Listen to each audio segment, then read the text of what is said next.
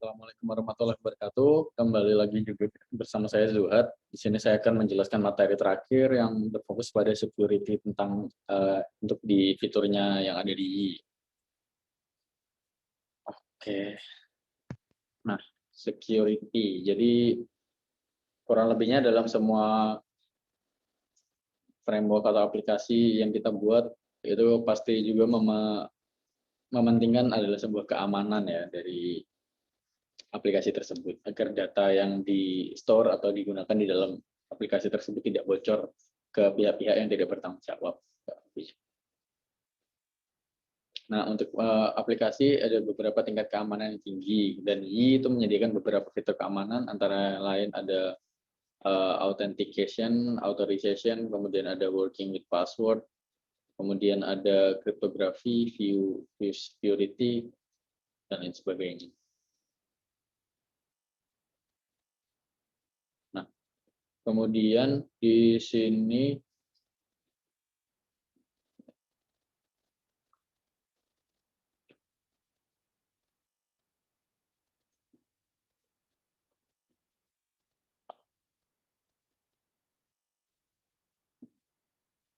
yang pertama ada authentication, di mana authentication ini adalah proses untuk memastikan bahwa user yang login adalah memang benar dirinya, bukan orang lain. Gitu sih. Pada YS Template secara default telah disertakan proses authentication untuk user login. Nah, kemudian ini adalah proses authentication itu sendiri, bagaimana dia mengakses di model user. Kemudian ada selanjutnya ada authorization, di mana authorization adalah proses untuk memverifikasi apakah seorang user berhak untuk melakukan sesuatu. Jadi mungkin bisa dilimitasi bahwa si user ini hanya bisa melakukan ABC, sedangkan user satunya bisa melakukan ABCD. Gitu sih. Pada Y2 authorization ini melibatkan komponen access control filter, kemudian ada role based access control. Kedua komponen ini berdiri sendiri dan juga bisa digabungkan untuk mendapatkan kemampuan yang lebih lengkap. Nah, untuk access control filter adalah metode sederhana untuk proses authorization yang diimplementasikan sebagai Y filter kemudian access control. Contohnya seperti ini. Ini kita sudah pernah mempraktekannya juga sebelumnya. Kemudian ada RBAC, dapat digunakan untuk pengelolaan hak akses secara lebih komprehensif. Mengimplementasikan RBAC melalui komponen dari aplikasi yang bernama Out Manager. Jadi untuk menggunakan RBAC ada dua hal yang perlu dilakukan. Yang pertama, membangun data authorization untuk RBAC, kemudian menggunakan RBAC untuk melakukan penginjakan hak akses. Dapat dilakukan di model, view, maupun controller.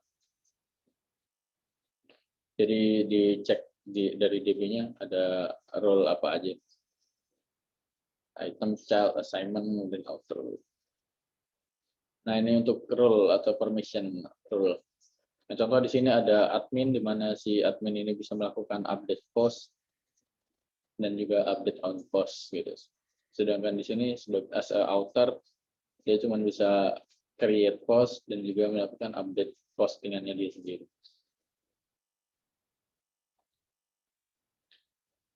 Kemudian bekerja dengan password, semua developer yang baik pasti tahu bahwa password tidak boleh disimpan sebagai teks. Banyak developer masih percaya bahwa dengan menggunakan algoritma hashing MD5 atau shell sudah cukup aman. Namun dengan teknologi terbaru, password yang disimpan menggunakan algoritma tersebut ada kemungkinan untuk diketahui dengan brute force attack.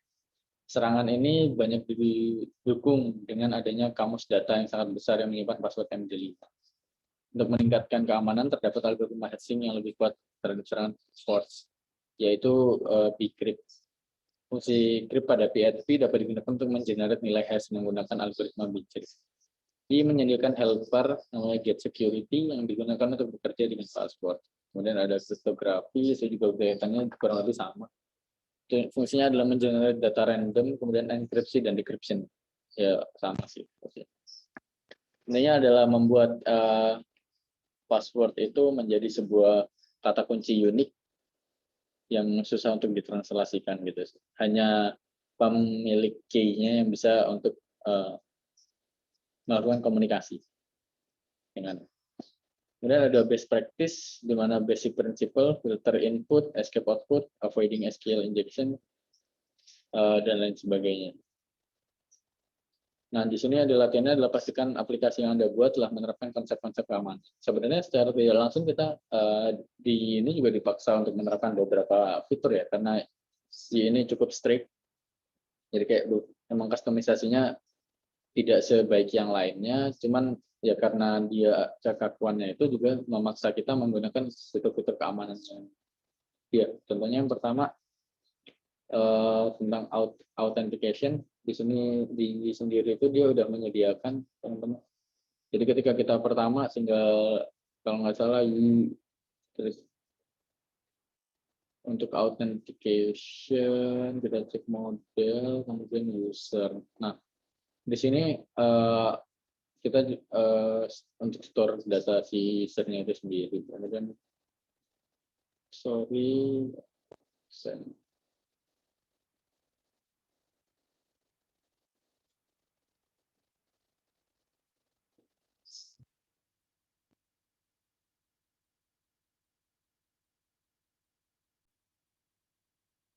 untuk si sendiri untuk authentication-nya itu kita bisa cek di sini. Dimana di sini adalah semua isinya tentang authentication itu sendiri. Di sini ada tabel name-nya, di mana ini untuk mengurus tabel user. Nah, ada find identity, kemudian akses tokennya seperti apa. Jadi benar-benar diperhatikan. Untuk di aplikasi yang kita buat kemarin juga itu sudah menerapkan. Jadi ketika kita belum login, di sini kita juga belum bisa melakukan pembelian. Nah, di sini adalah proses loginnya itu sendiri, di mana ketika kita inputkan, barulah kita bisa. Nah, di sini dilakukan pengecekan oleh file yang tadi. Baru si surat ini akan dipastikan apakah dia beneran surat atau bukan. Karena tadi passwordnya benar, maka bisa login. Bayangkan jika kita sembarangan, maka dia akan melakukan incorrect username password. Seperti itu untuk authentication. Kemudian selanjutnya itu ada authorization.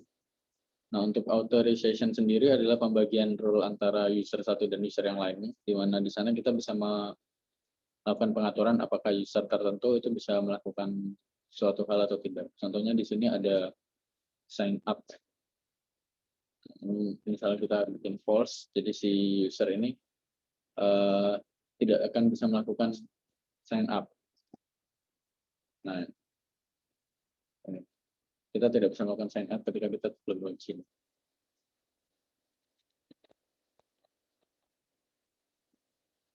Gitu. Nah, ini. You are not allowed to perform this action. Nah, berarti karena si user kita tidak bisa melakukan sign up. Ini kita kembalikan saja. Maka sign up-nya akan bisa seperti semula. Oke, selanjutnya ada encryption dan kriptografi. Ini saya jelaskan dalam satu paket ya, karena memang mirip di sini. Antara jadi kayak dalam melakukan enkripsi, biasanya kita melakukan kriptografi untuk mengenkripsi suatu data. Kalau tidak salah.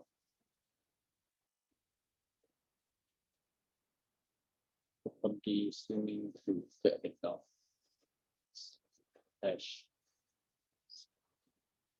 Nah, di sini ada keterangan bahwa semua password yang kita inputkan, maka dia sebelum dimasukkan ke database, dia akan di-generate hash dari password tersebut terlebih dahulu, sehingga akan menjamin keamanan. Contoh di sini bisa kita lihat ketika kita mendaftarkan seorang user, maka juga kita lihat di sini di database user, nah passwordnya adalah bentuknya seperti ini, di mana kita sebagai pengembang juga tidak tahu itu passwordnya apa, untuk menjaga privasi dari si pengguna. Seperti itu. Jadi yang bisa berkomunikasi hanya si programnya, karena dia yang punya key untuk melakukan komunikasi dengan hash itu sendiri. Seperti itu. Oke, kemudian selanjutnya itu pun kriptografi juga sama ya. Di sini juga tadi saya sempat menjelaskan di mana generate password hash ini itu menggunakan bcrypt ya. Kemudian ada CSRF, di mana CSRF ini juga bertujuan untuk mencegah yang namanya itu brute force attack. Biasanya digunakan untuk melakukan penjebolan suatu account. Jadi contoh di sini sebenarnya kan saya nggak tahu nih passwordnya si Zuhat misalnya apa ya. Jadi kita nanti dia dengan menggunakan algoritma untuk brute force, maka saya bisa menggunakannya untuk secara otomatis mengenerate pola atau pattern dan menghidupkannya secara berulang-ulang sampai menemukan password yang tepat. Jadi contoh dicoba aja jadi kayak A123, B123 gitu-gitu sampai passwordnya itu ketemu. Nah, sedang di sini beruntungnya di itu sendiri dia menerapkan namanya CSRF token ya. Jadi itu mencegah si user itu menginputkan data berulang-ulang. Sorry, si orang yang tidak bertanggung jawab.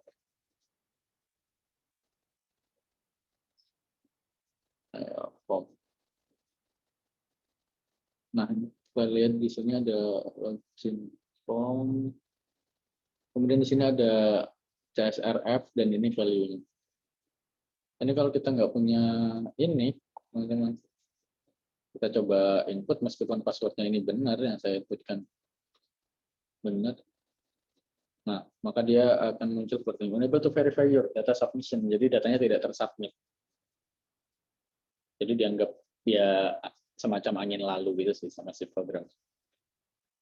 Kemudian selanjutnya adalah SQL injection security, di mana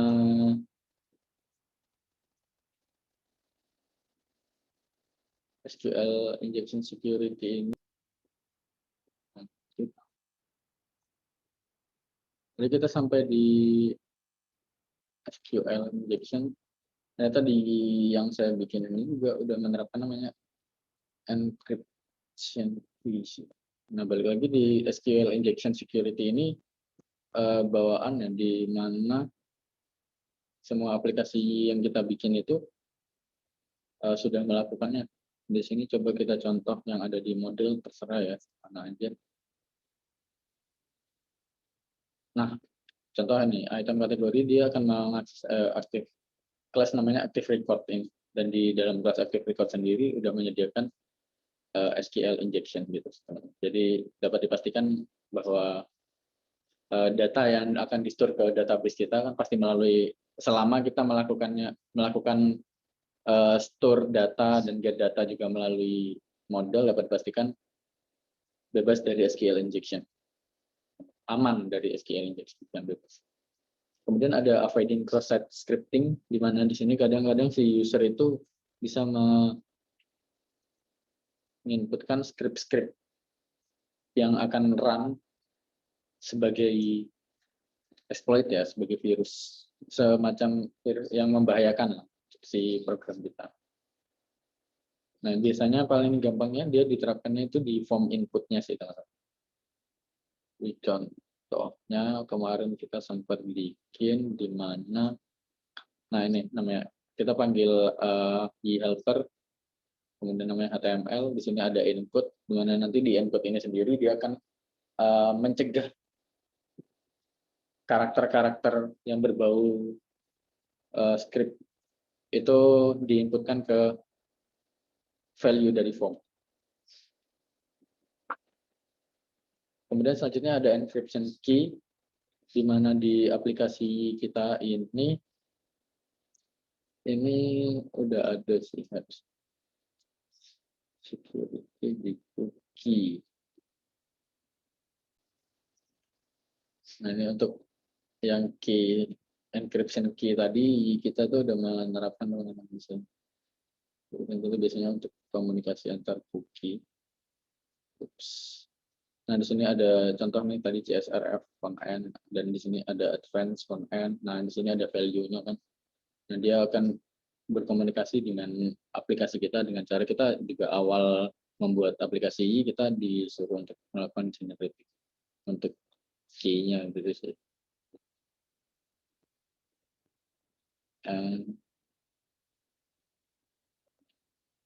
Nah, ini ada cookie validation ini, yang dia juga hasil generate dari program. Jadi kita juga nggak tahu ini key-nya apa. Nah, cuman kita butuh ini untuk berkomunikasi.